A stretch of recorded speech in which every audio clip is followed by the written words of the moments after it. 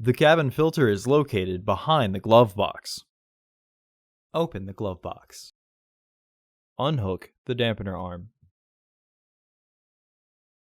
Remove the two stoppers in the glove box. Lower the glove box. Unclip and remove the filter housing door. Remove the old filter from the housing and clean out any debris inside. Install your new AQ1118 filter into the housing, with its airflow indicating arrow pointing down. Reinstall the filter housing door. Reinstall the stoppers by rotating them to the right.